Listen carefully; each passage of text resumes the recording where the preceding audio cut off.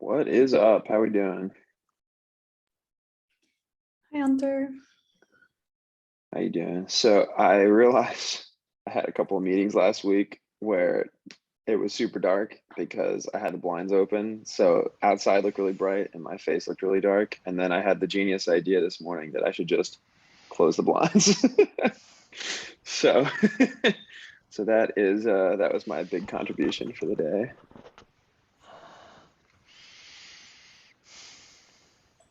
Now it's not like one of those interviews of the anonymous person at like PBS, the NewsHour or whatever. Yeah, because I gave an interview on like Thursday or Friday, and it was definitely like that. It was like, balance this tree or something. The voice mutator. Yeah. So it's like for me when I used my laptop versus my portal. So my laptop, I have this behind me.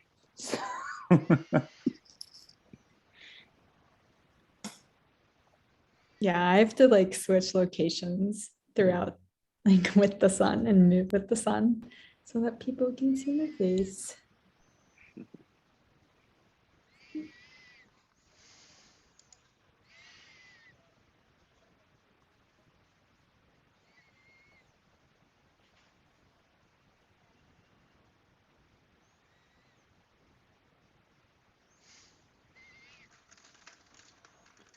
All right, I figure we'll give everyone another half minute or so, and then we can get started, given that we got a good quorum here. The plan for today is Tariq will be up first with the CI integration with lab test infra. And then from there, we have Jessica giving us a walkthrough of Confluence used by other LF projects. And then a couple of proposals sorted by decreasing like urgentness, I guess. So yeah, I think let's go ahead and get started then. Tariq, do you want to take us away? Do you want to share your screen or? Sure, yeah, I'll share my screen. Cool. Okay, cool. Can you see my screen? Yeah. Zoom maybe a little bit. Cool. So hi everyone. Today we're sharing the our proposal of how we are gonna be integrating third-party test infra with our CI system.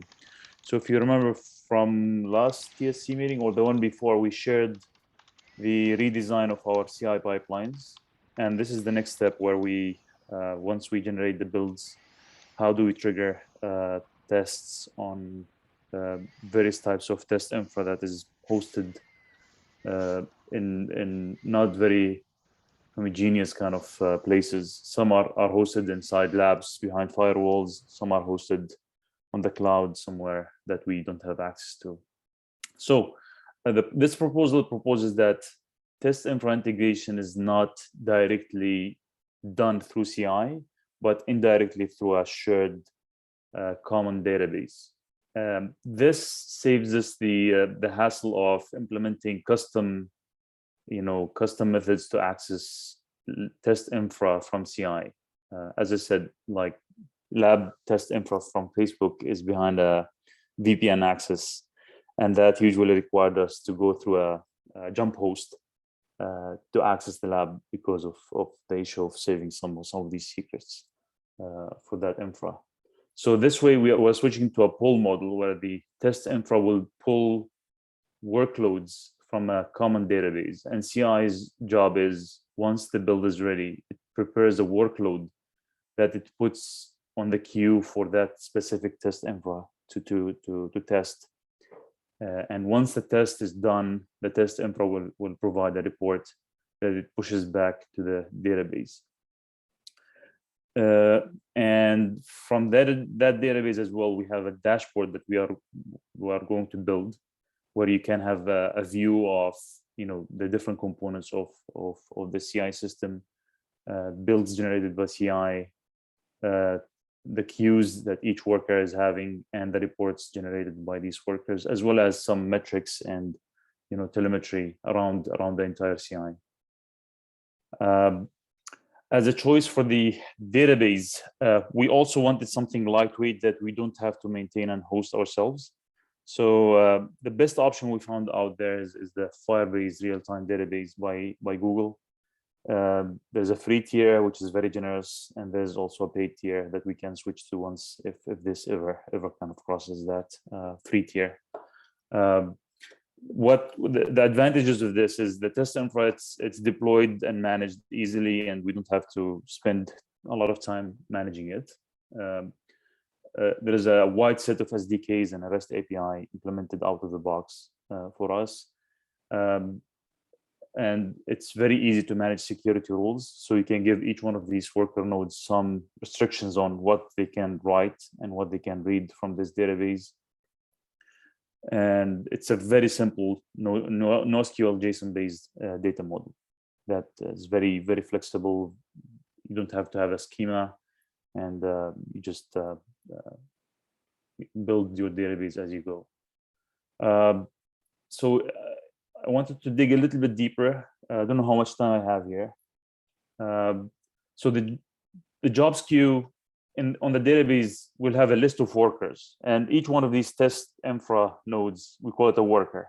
So, and for that worker, we'll have a queue of workloads, and this workloads kind of folder is actually populated by CI. So CI will inject a workload, and the workload is basically the build that was generated, the build ID, plus the priority of that workload. And the state as queued, which means that this is a workload that is yet to be tested. Priority, we are proposing 4 level priorities. The main ones that CI will use are the low one and it's reserved for master branch and master branch builds. The normal one is used for release branch builds, as well as pre-merge tests that are on request by maintainers. High is only reserved for manual intervention through the dashboard that we can implement some manually injected workloads, and best effort will be used for later maybe. The CI also will push the build, so that build ID that you saw on the workload is actually referring to some space on the database where the CI pushes the build itself, and it uses the build ID. The build ID is just simply the SHA of the SHA of the commit itself. It's unique, and for now we'll be pushing the HW build, but as we go, we'll push more and more of these builds into this build blob. And it has some metadata that specify exactly where and when this build was generated. So the worker will look at its workload, get the build ID, pull that build from the database as well, and go figure out the location of the artifacts. The worker is also responsible for updating its state to the database. So you'll see that there's a state part of the database where the worker will update its number of testers and the state of each one of these testers. I forgot to mention that the worker nodes will have one agent kind of dealing with the northbound to the database, but it could have a bunch of testers. Think of it like we have a Spirent test setup in the lab. We'll have multiple of these setups, but they're all controlled from one queue. So we can distribute, workloads to different testers. So that's the state of the worker. And the test report, once the test is done, there's a reports field in the or tree in the worker tree that specifies, an HTML-based report and an overall verdict for the test, the workload itself that was used for this test, as well as an optional kind of verdict per test within that test suite that the tester is running. That's mostly it. What we will be providing, we'll be providing this agent to any third-party test infra user. So the agent is a Python script that has hooks for starting tests, collecting reports, and pushing everything to the database. So the northbound will be written in this agent. The southbound has to be kind of added by third-party implementers of this.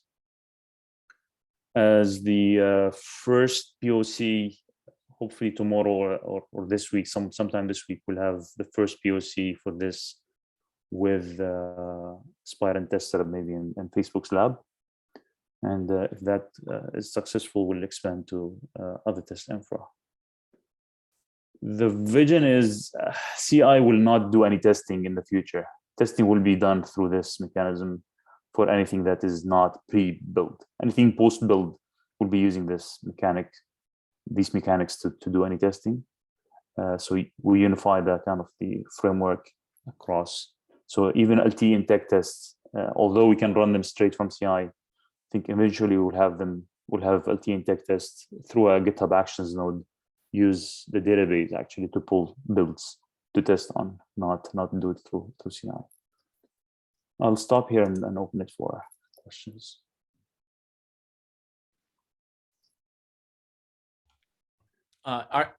What's the security between the agent and Firebase? Is that a cert based or a token based or like OAuth, or how does that work? So the way I implemented this is it's email auth. So we'll add specific email and password for each one of these workers.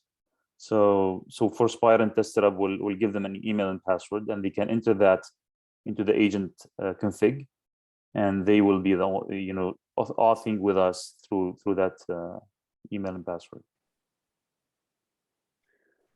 There are different mechanics for auth. I mean, I'm using the kind of the simplest, let's say, at this point. So I think it seems great. I'm definitely very excited for this, and it seems like it's going to solve a major pain point for us. One question I had, maybe it's further down the doc, is there an alternatives considered section? Because to my end, I would love to hear sort of like my abstract understanding is that GitHub Actions, I assume, but also Circle CI support custom runners. And I know that like for Circle CI, for example, it's very expensive, I think, because you have to be on like the enterprise plan or something like that. So yeah, just like is there anywhere where we go through like the alternatives considered and why we deferred them? Yeah, so we went through a kind of a round of brainstorming and collected like 4 different proposals. We had a meeting and we went through the different proposals, the pluses and minuses, and we settled that this proposal is the proposal that solves most of the problems with the least amount of work and maintenance from CI, from the DevOps team. If it's the same document at the bottom, you will see the different proposals if you're interested to see what options we considered. Can you send this doc, or whenever you're ready, Sure, to the TSC chat, just so we have access to it, and I'll add it to the meeting notes. Absolutely, yeah, absolutely. Is there a future where CI wants to like look at the status of any of these integ tests and do something off of it? And have you prototyped how GitHub Actions handles fetching that and dealing with it? Yeah, so far, I mean, yes, in the future, the test results themselves, CI will have to fetch them from the database and make policy decisions based on that. Let's say if you want to do code freeze on master based on a test result, then yeah, that kind of job workflow will have to be added. Have we prototyped it, or do we know it's possible? So what we did prototype so far is I prototyped the code that pushes the builds and the workloads. Somebody is knocking on my door. Sorry. Oh my God. To me, the short answer is you can have jobs that GitHub Actions that run as give me a cron sec, jobs if you need. Go for it. And they can just progressively poll as one option. They can progressively poll the Firebase database for the relevant information, and then like for example, if it polls over time and finds that a number of jobs have failed in a row, then it could turn on a merge freeze or stuff like that. So yeah, I mean, what I was saying, sorry, I had to step out. yeah, so what we prototyped so far, we wrote the agent. So the agent is almost ready. We wrote the CI workflow code that does push the builds and the workloads.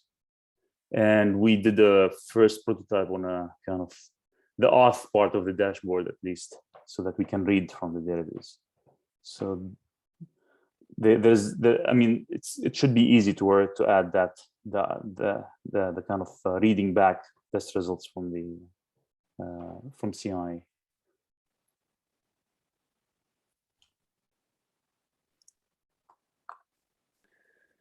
Cool. Yeah. Okay. Well, yeah. I mean, if Scott, if you had more that you no, that's I just until I approve until things that I assume are easy sometimes just totally end up being impossible in various systems and frameworks. So like, yeah, but sounds like we could maybe Hunter was saying maybe a cron job. Then you got to line up anyway. It's the one piece of the system that I would without having dug more deeply would worry about just the final bit of it, but maybe it's not hard. Cool. All right. That's all. Sounds cool. Sounds good. Yeah, this looks great. Excited for this.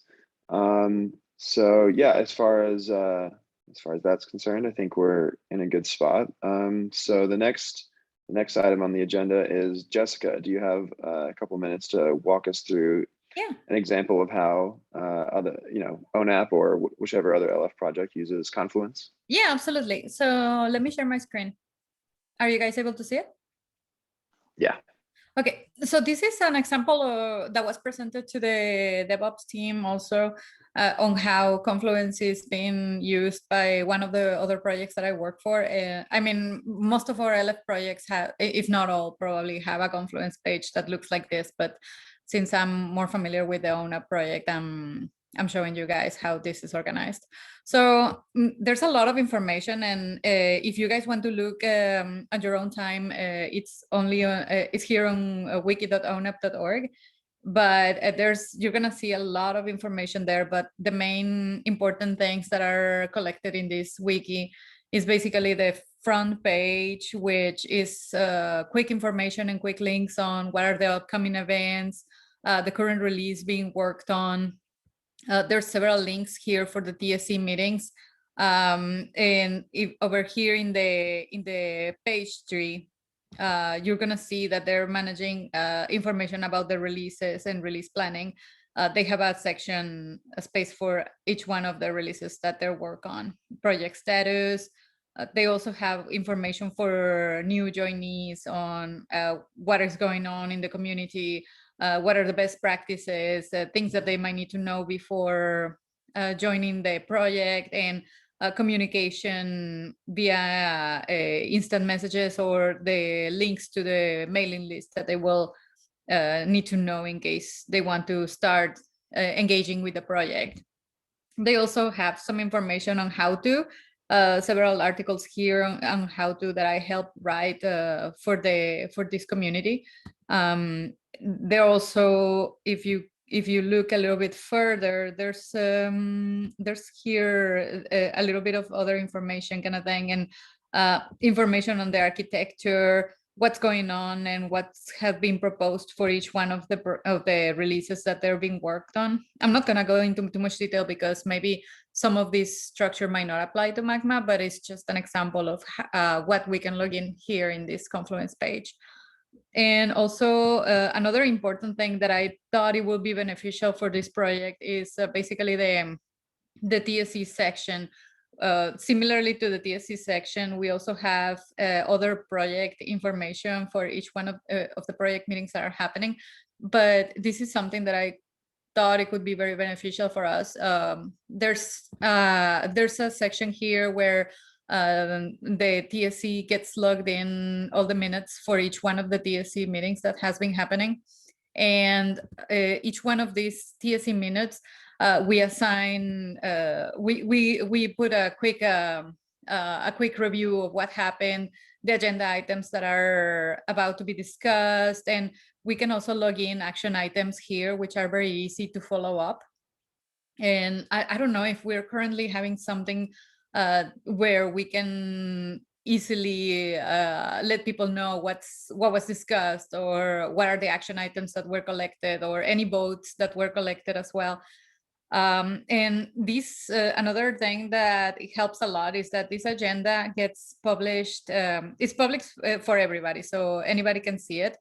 And registered users can log in and add items to the agenda, so that in case something wants to be discussed for each one of these agenda topics, they can add it into the agenda topics. And last but not least, we log in all the information that was almost like a short story of what was discussed, and as well as votes that were processed. For example, here, this is all taken from the chat as well. So everything gets logged in, and everything is made available for somebody that, for example, couldn't make the TSC meeting. For example, they can come here quickly and review what happened. And similarly to the TSC meeting, there's a space for each one of the project subcomponents where they take on that space, and they log in whatever meetings they've been having and whatever status they want to log in, etc.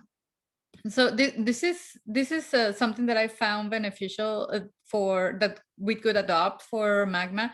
However, I did present it. I did presented this to the teams, and there was a little bit of confusion because the team mentioned that they're already working on 2 different sites for documentation, which it is the docs docmacor.org, as well as the GitHub. So I think there was still a little bit of disconnect of what this main Confluence is going to be used for. And I'm still working. I was in parallel working with Ashwin to see how are we going to present this better, so that the teams are in the same page with what we want to accomplish, and whether it's still a good option for us to adopt a Confluence page. And I understand that the main concerns that were mentioned in the past DevOps meeting is that there's another. It will become another space where somebody has to make sure it's maintained and it's up to date, etc. So I totally get it. I really think that is a very good point, and we don't want to add additional effort. We want to make sure that this, rather than becoming a chore, it actually becomes useful for the project. And I understand that there's other 2 sites where docs are being logged in, so we can probably work together on how the information is going to be organized across the different places where we do have information. That is docs magmacore.org and GitHub. And if we decide to adopt Confluence, what information is going to go into Confluence, etc. So definitely, the idea behind this was to have a centralized site where everybody knows where to go, and that it becomes like the main focus of the project. So I will definitely love to hear your opinions as well. Great, thanks, Jessica. Yeah. Or go ahead, Phil. Yeah, I was just going to comment. I don't see a lot of conflict with the docs.magmacore.org, because for the most part, that's the live documentation for users or the application itself, where really this is talking about documenting the work of the foundation in essence, getting there. So I wouldn't stress over that one conflict. I do think we have to figure out what would go here versus what goes into GitHub or other things. That still needs to get worked out. But just a question for access, the LF Confluence pages all use LFID as their login. Yes. Correct. And So I just had hold on, because I understand that. I just want to ask a question. Do people have to be an LF member to secure an LFID? Are we tying this to LF membership, or is it something that's freely available? So for anonymous users, they can have read access. So any anonymous user. Not my question. Not my question. I mean, we have a number of contributors to the Magma project. Yes. That are not necessarily LF members today, and I want to understand in advance if this is creating a tie to that. Yes, so they will require a membership with us. If they want to be active in this Confluence, they do require to have an LFID and be registered as a LF member to be able to get access to the editing options of Confluence. So they do require it. But it's They completely free to set it up. So if there are individual Yes. members who want to set it up, it's completely free to do so. Oh yeah, it is completely free. Okay. So Yeah, and the setup of this Confluence is also free. My one follow-up on that is the LF account required to view or edit? As in like, okay. Yeah, So, for viewing, do, any anonymous user can view it. Gotcha. Because yeah, I think that if it's just that you have to be signed up through LF to edit, then I don't think that's as big of a problem, or I don't know, commitment in my mind, because we're expecting kind of a power law, like the number of people that will actually be making edits on a recurring basis is probably much smaller than the number of people that would need to be reading it.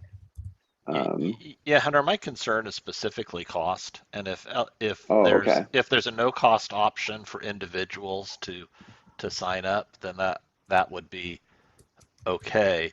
But I know in other places, and within TIP, as soon as you put even a modest cost on that, your base of contributors collapses. By cost, do you mean dollars, or do you mean like the effort dollars. of? Oh, okay. Dollars. Gotcha. And so, to clarify, in this case, is there a cost associated with this? No. I'll stand on what Kendall said, which is individuals can sign up at no cost. Correct. That is correct. Yep. Perfect.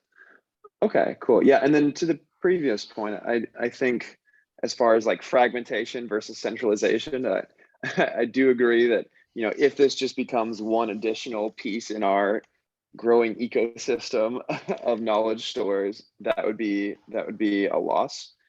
Yes. But in my mind, the hope and the idea behind why we would want to transition to this is that it can become that centralized default entry point / hub for our knowledge stores.